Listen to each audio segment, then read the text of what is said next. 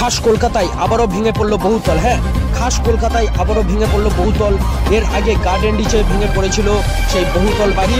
যদিও গার্ডেন রিচে ওটা নির্মমান বহুতল ছিল, তাই ভেঙে পড়েছিল, কিন্তু এবার বাঘাযতীন বিদ্যাসাগর কলোনিতে ভেঙে পড়ল বহুতল। একটুর জন্য রক্ষা পেল স্থানীয়রা এবং বাসিন্দারা। চলুন দেখে নিন কি বলছেন বাসিন্দারা।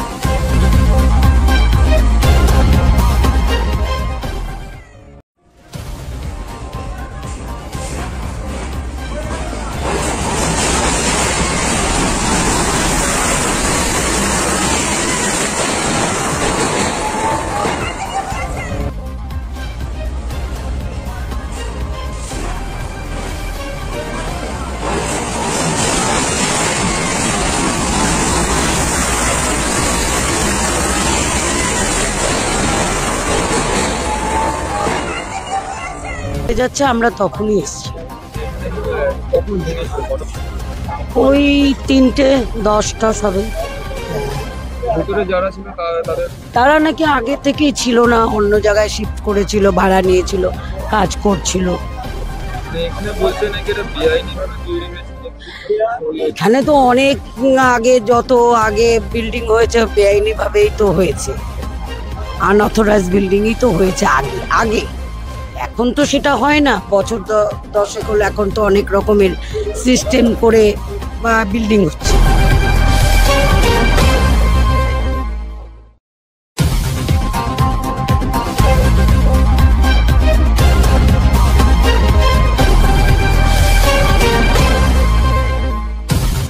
আর कुछ এই কোম্পানি এর এগ্রিমেন্ট নিয়েছে যে কোনো কিছু হবে না, তারপরে এই অবস্থা হয়েছে।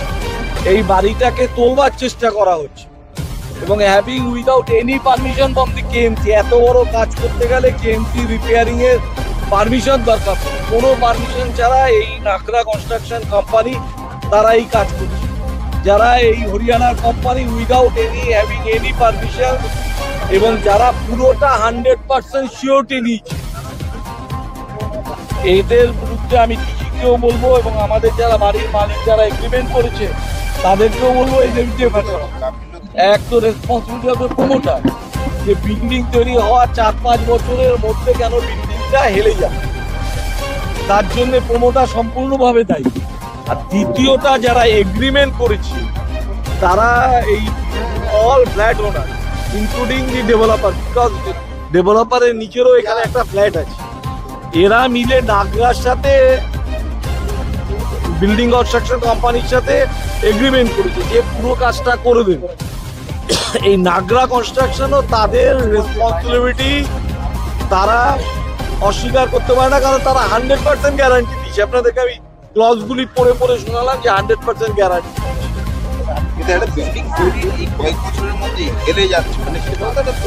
অবশ্যই আমার যতদূর জানা এটা 4 তলা কি করে এখানে, আমার যতদূর আমি তো বললাম একটু আমার যতদূর জানা, যতদূর আমি শুনতে পাচ্ছি এখানে যে বাড়িটাই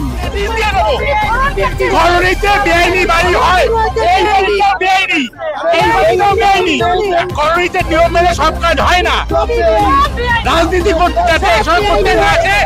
আজকে মানুষ বিপদে পড়েছে, তাকে উদ্ধার করতে হবে, এটা আমাদের কথা। এই সময় রাজনীতি করতে হবে না,